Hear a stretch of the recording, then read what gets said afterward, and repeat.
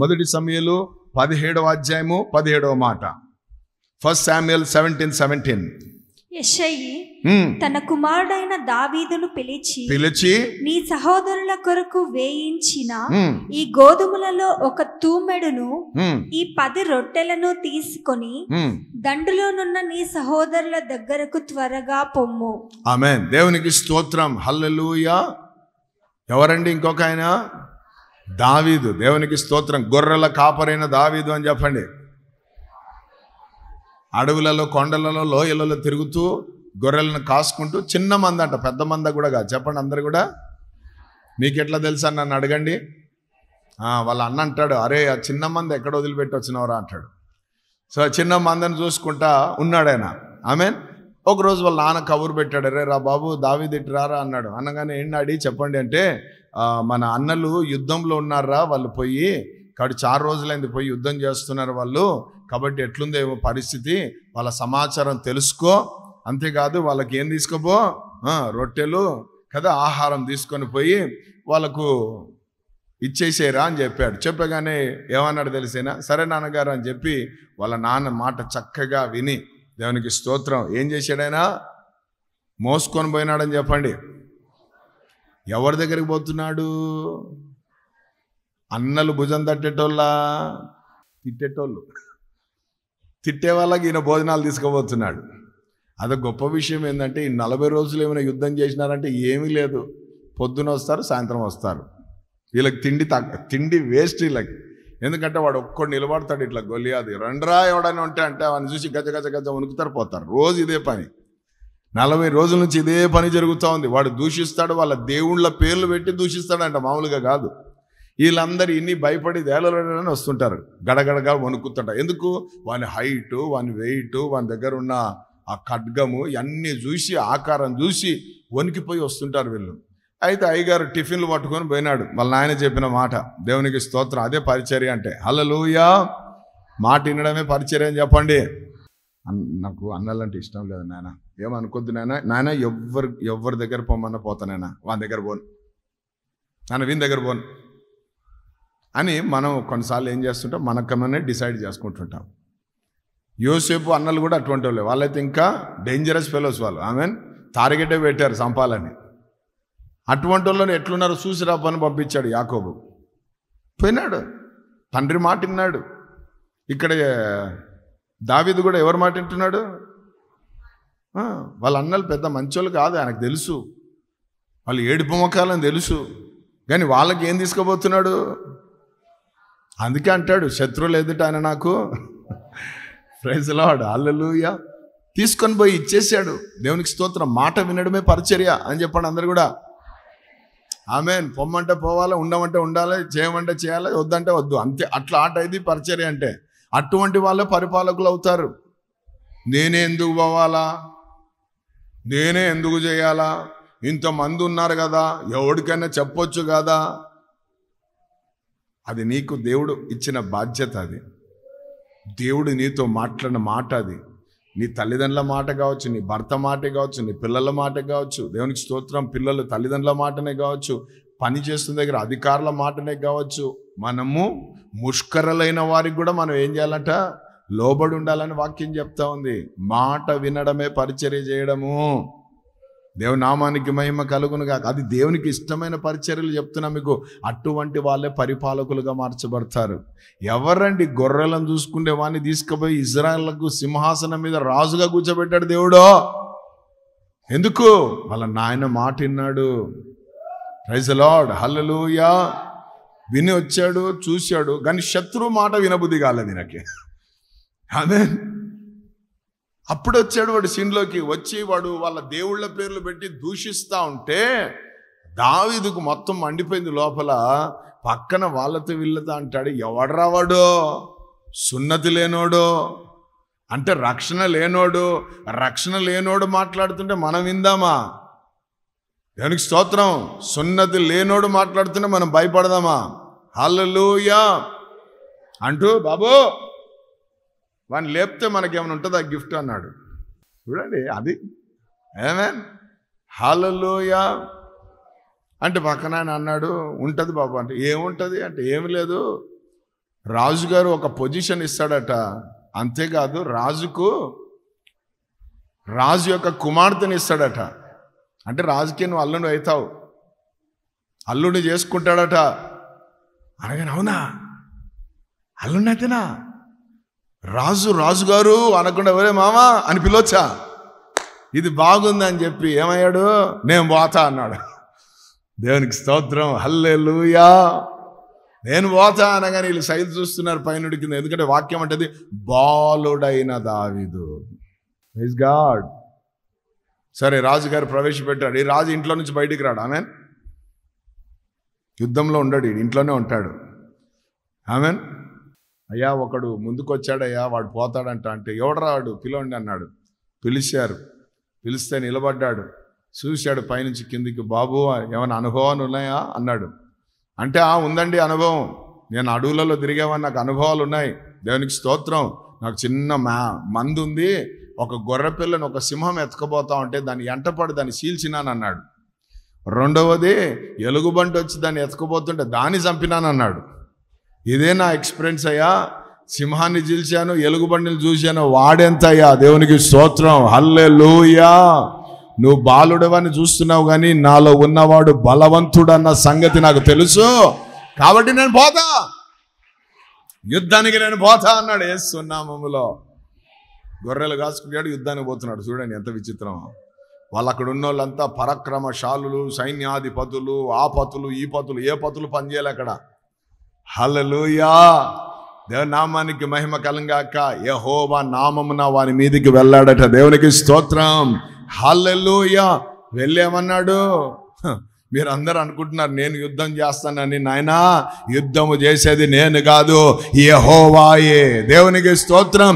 యుద్ధము యెహోవాదే అన్నాడు. హల్లెలూయా. అనగానే దమాని ముందు పడి ఉన్నాడు వాడు. ఎక్కడ కొట్టాలో అక్కడ కొట్టాడు. అందరూ ఆమెందని చెప్పండి. Praise God. మాట వింటే నువ్వు అంత బలవంతునివే. వాడు చెప్పిన మాట వినక చెడిపోయింది అన్న. కరెక్టే అన్నా. ఇప్పుడు చాలామంది బతుకులవే, చెప్పింది వినరు. మేము జ్ఞానులము కదా, ఆయనకి ఏం తెలుసు తుస్సు అంటారు. హల్లెలూయా కదా. ముందు దెబ్బలు తిని వచ్చింటాం కాబట్టి నాయన, అరే వాడు దెబ్బ తిని వచ్చినోడు రా, వానికి అనుభవం ఉంది, వాడు చెప్పింది వినాలా అని అనుకోం కదా. అవి పాత రోజులు, ఈ కొత్త రోజులు మోడర్న్ కదా. దేవునికి స్తోత్రం, హల్లెలూయా. సూర్యుడు పాతోడే. సూర్యుడు ఎన్నో వేల సంవత్సరాల నుంచి ఉన్నాడు. మరి సూర్యుడు చల్లగున్నాడా వేడిగున్నాడా? పాతోడే కానీ చల్లబడవచ్చు కదా. ఆమె హల్లెలూయా. దేవునికి స్తోత్రం. నన్ను అటాక్ చేసిన, నా పైన దాడి చేసిన దయ్యాలే మిమ్మల్ని కూడా దాడి చేస్తాయి. నేను ఎట్లయితే దాడిని జయించి ముందుకు వచ్చానో మీకు కూడా అదే చెప్తున్నాను. ఇట్లా వస్తే మీరు కూడా జయిస్తారని. ఆ మాట విన్నారనుకో, వాడు మన చెప్పు కింద ఉంటాడు. లేదనుకో, వాడు గుండె మీద కూర్చొని ఉంటాడు. బరువుగా ఉందన్న, తలకాయ ఎంత బరువు, గుండెంత బరువు, నరాలు, చేతులు, కీళ్ళు ఇడుస్తుంటాడు వాడు లోపల. అంటుంటారు ఇలా. హల్లెలూయా. ఆమేన్. మాట వినడం నేర్చుకోండి అమ్మా. అతి ఉండొద్దు, అధిక ప్రసంగి ఉండొద్దు. ఇది చాలా డేంజర్. ఆమేన్. మాట వినడం నేర్చుకోవాలి. చిన్న మాట చాలు. హల్లెలూయా. నీ దాసుడు ఆలకిస్తున్నాడయ్యా అని ఒక చిన్న మాట నేర్పించాడు పాస్టర్. నీ దాసుడు ఆలకిస్తున్నాడు, సెలవయ్యా అన్నాడు. అంతే పెద్ద మాటలు దేవుడు చెప్పాడు ఆయనకు, సమూయేలుకు. ఆమేన్. ఆ చిన్న ప్రార్థన ఎంత పవర్ తెలుసా? ఆ పెద్ద ఆయనకు అనుభవం ఉంది కాబట్టి, పెద్ద ఆయన మేబీ పడిపోయి ఉండొచ్చు. పడిపోయినోడు కూడా ఒక మంచి ప్రార్థన మీరు నేర్పించినాడు. ఈ మాటనే నేర్చుకున్నాడు సమూయేలు. అందుకే సమూయేలుతో దేవుడు ఎప్పుడు మాట్లాడుతుండేవాడు. ఎందుకంటే ఎప్పుడు నేను చెప్పేది అదే, నీ దాసుడు ఆలకిస్తున్నాడు, సెలవయ్యా. నీ స్వరము వినిపించు ప్రభువా, నీ దాసుడాలకించు అంటాం కానీ ఏం ఆలకించాం. అందుకే వాక్యం అంటే అది వినుటకు వేగిరపడడమా, మాట్లాడడానికి నిదానించండి. విని జ్ఞానవంతుడు ఏం చేస్తాడంటే విని పాండిత్యంను సంపాదించుకుంటాడు. వినుట ద్వారా కొన్నిసార్లు నీకు తెలిసిన విషయాలే ఉంటాయి, మళ్ళీ మళ్ళీ చెప్తే ఏంద్రా చెప్పింది చెప్తున్నాడని అట్లా ఫీల్ కావద్దు. ఆ మాట మళ్ళీ నీ దగ్గరికి వస్తుందంటే దాని అర్థం నువ్వు ఆ మాట మీద ఇంకా కరెక్ట్గా లేవని అర్థం, నువ్వు ఆ మాట ఇంకా పాటించలేదని అర్థం. ఒక సేవకుడట ఒకే ప్రసంగం 4 వారాలు చెప్పినాడట, అదే ప్రసంగం. ఇంకా సంఘం అంతా ఒకటైందట. దేవునికి స్తోత్రం. ఈ పాస్టర్ ప్రార్థన చేసుకోలేదా, వాక్యం సిద్ధపడలేదా, చెప్పిందే చెప్తున్నాడు అనేసి ఫుల్ ఫైర్లో ఉంది సంఘం. ఈయనేమో దేవుని దగ్గర ప్రాధాయపడుతున్నాడంట. ఏంటి ప్రభు అంటే మెసేజ్లు ఇస్తలేడంట దేవుడు, అదే చెప్పు అంటాడట. ఏంటి ప్రభు నాయన ఇది 2వ వారం నాయన అని చెప్పేది అంటే 3వ వారం కూడా నాయన ఇది 3వ వారం అంటే 4వ వారం కూడా 4వ వారం ఇదే అని ప్రభు చెప్తా ఉంటే ఇంకా లాస్ట్కి అందరు ఇంకా ఉంటారు కదా కొంతమంది ఆవేశపరులు. సడన్గా ఒకడు లేచాడంట, ఏమయ్యా చెప్పిందే చెప్తున్నావు, 4 వారాలను చూస్తున్నా నేను, ప్రసంగం మార్చో అన్నాడట. ప్రసంగం మార్చో, చెప్పిందే చెప్తున్నావు అనగానే ఈయనకు తెలియకుండానే దేవుని ఆత్మ ఈయన మీదకి బహుబలంగా దిగి వచ్చి నువ్వు మారు నేను మారుస్తాను అన్నాడట. వావ్ రిబా షకంద రహా ఏమన్నాడట, నువ్వు మారు నేను మారుస్తాను అన్నాడట.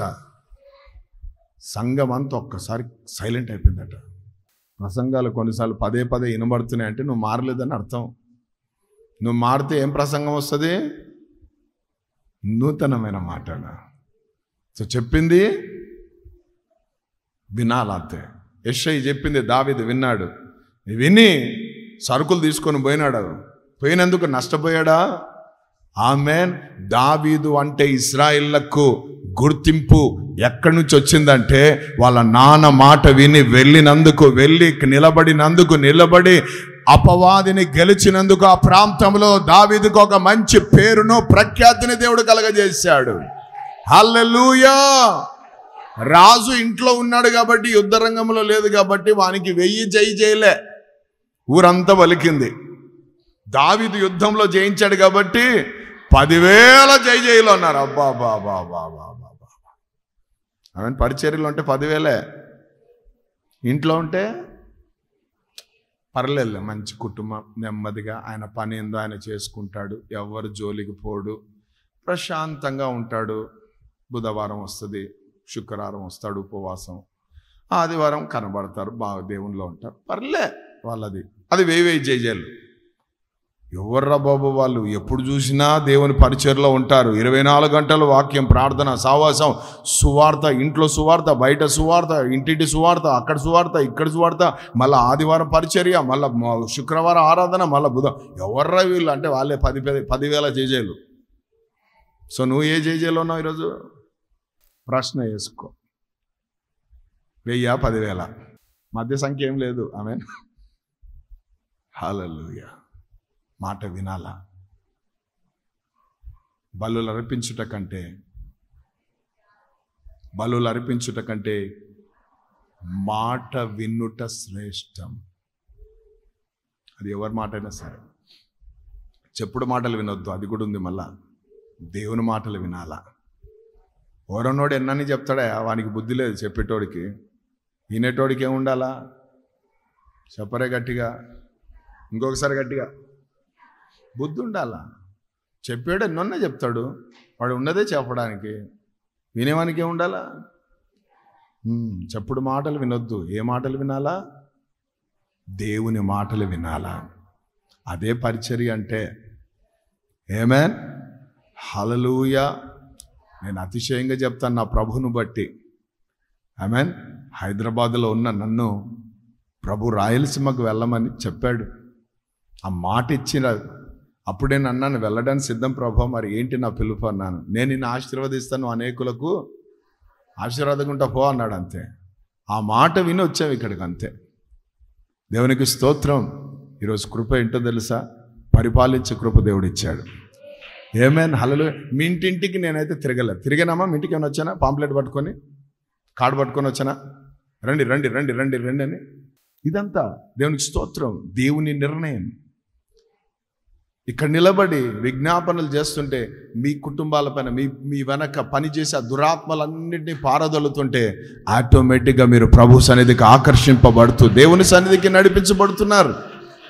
ఇది మా వలన జరిగిన కార్యం కాదు.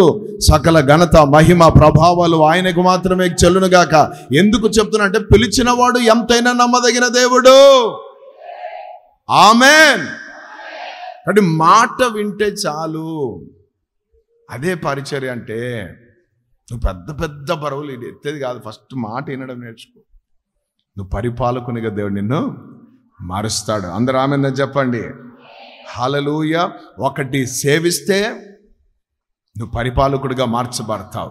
అంటే విడవకుండా సేవించాలా. అందరూ ఆమేన్ చెప్పండి. అనేకులు అనేక రకాలుగా పోతుంటారు. నేను నా ఇంటి వారో పరిచర్య అంటే దేవునికి స్తోత్రం. రెండవదిగా సమర్పణతో కూడిన పరిచర్య చేయాలి, దేవుని నామానికి మహిమ కలుగునుగాక. మూడవదిగా మాట విని పరిచర్య చేయాలి, దేవునికి స్తోత్రం. హల్లెలూయా. మాట వినడమే పరిచర్య. అటువంటి వారు పరిపాలకులుగా ఉంటారు, దేవుని నామానికి మహిమ కలుగుగాక. దావీదు ఇంక ఆయన గురించి ఏం చెప్పాలా. ఆమేన్. హల్లెలూయా. ఆయన దేవుడు ఆయనను గొప్ప మహారాజుగా చేశాడు. ఏమైనా మహారాజు దావీదు ఎవరండి? మహారాజు. దేవునికి స్తోత్రం. ఎవడికి గుండె సరిపోదు ఆయన ముందు నిలబడాలంటే. దేవుని నామానికి మహిమ కలుగును గాక. అటువంటి రాజుగా దేవుడు అతన్ని నిలబెట్టాడు. అందరూ ఆమేన్ చెప్పండి. దాని తర్వాత చూడండి 2వ రాజులు 3వ అధ్యాయము 11వ వచనం. 2వ రాజులు 3:11. యెహోషాపాతు అతని ద్వారా మనము యెహోవా యొద్ద విచారణ చేయుటకు యెహోవా ప్రవక్తలలో ఒకడు ఉన్నను ఒకడైనను ఇచ్చట లేడా అని అడిగెను. అంతటా ఇశ్రాయేలు రాజు సేవకులలో ఒకడు ఏలియా చేతుల మీద నీళ్లు పోయుచు వచ్చిన షాపాతు కుమారుడైన ఎలీషా ఇక్కడ ఉన్నాడని చెప్పగా. అందరూ ఆమేన్ చెప్పండి. ఎలీషాకు గుర్తింపు ఎట్లొచ్చింది? ఏలియా గారి మీద చేతుల మీద ఏం పోసినాడట చెప్పండి. అందరు ఇట్లా నీళ్ళు అని చెప్పండి. నీళ్ళు అని మరి నీళ్లు పోసినా కూడా అట అవు. మరి గుర్తింపు అంటే అదే. అక్కడున్న చేతులు కాళ్ళు లేవా తెచ్చుకోపో అన్నాను నేను. కానీ వాక్యం ఏమంటది? నీళ్ళు పోసినా. ఏలియా గారు ఏమన్నా అవుటివాడా? ఫిజికల్ హ్యాండిక్యాపా? ఈయన చేతులు నీళ్ళు పోసినందుకు అదొక క్రమం. That is call serving. అది పరిచర్య అంటే నీళ్లు పోసే పరిచర్య. యెహోషాపాతు రాజు అంటాడు, ఒక ప్రవక్త లేడా ఇక్కడ? మనం వెళ్ళాలా వద్దా? మనకు సరైన డైరెక్షన్ ఇచ్చేవాడు ఒక ప్రవక్త కావాలి. ఆ ప్రవక్త యెహోవా ప్రవక్త ఎవరు లేరా ఇక్కడ అంటే ఒకడు ఉన్నాడయ్యా, ఒక సేవకుడు ఉన్నాడు. వాడు ఏలియాకు నీళ్లు పోసే సేవకుడు. ఆయన పేరు షాఫాతు కుమారుడైన ఎలీషా. అందరు చెప్పండి ఎలీషా. Praise God. ఏం పని చెప్పండి అందరు కూడా. దేవునికి స్తోత్రం. ఈ వాక్యం సిద్ధపడతా ఉంటే లోపల గట్టిగా కేకేసాను రాత్రి 12 గంటలకు. ఎందుకంటే నీళ్లు పోసి అందరూ ఆమెను చెప్పండి. నీళ్లు పోసి 2వ రాజులు 2వ అధ్యాయం 13-14. ఏలియా దుప్పటి క్రింద పడగా అతడు దాన్ని తీసుకొని యోర్దాను ఒడ్డునకు వచ్చి నిలిచి ఒంటి మీద నుండి క్రింద పడిన ఆ దుప్పటిని పట్టుకొని నీటి మీద కొట్టి ఏలియా యొక్క దేవుడైన యెహోవా ఎక్కడ ఉన్నాడనెను.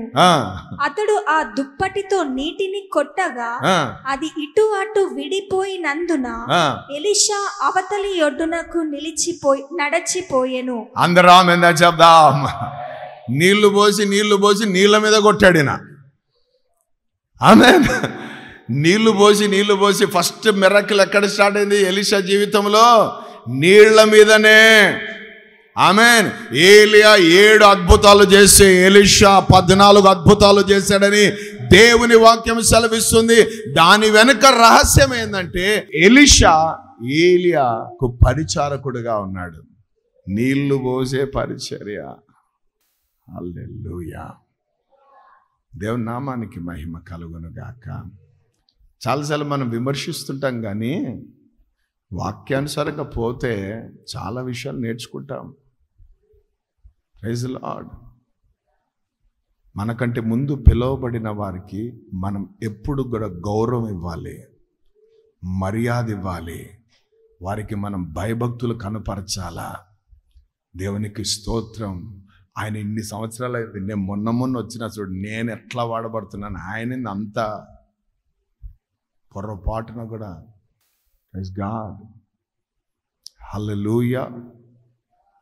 దేవుడు ఒక్కొక్కరికి ఒక్కొక్క పరిమాణం ఇచ్చింటాడు. విశ్వాసం ఒక్కొక్కరు ఒక్కొక్క విధానంలో వెళ్తూ ఉంటారు.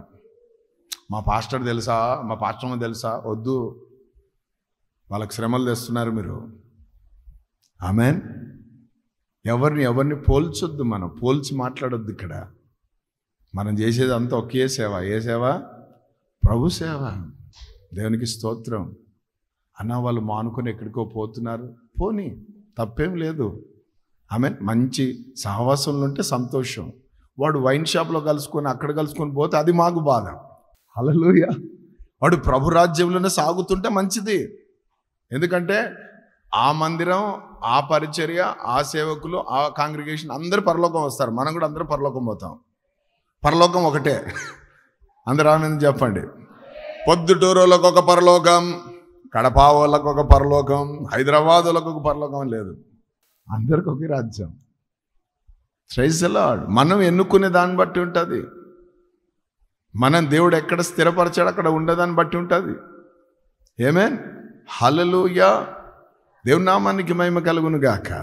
సో నీళ్లు పోసేవాడు ఏమయ్యాడు? నీళ్ళనే చెప్పారే గట్టిగా. ఫస్ట్ అద్భుతం దేవుడు ఎక్కడ నేర్పించాడు ఆయనకు? దేవుని నామానికి. ఎంత అద్భుతం కదా అది. Praise the Lord. Hallelujah. So ఆయనలో ఏం కనబడతా ఉంది? ఎలీషాలో ఏం కనబడతా ఉంది? విధేయత. ఏం కనబడతా ఉంది? విధేయత. లేకపోతే ఇంకో మాట చెప్పాల, తగ్గింపు. దేవుని నామానికి మహిమ కలుగును గాక.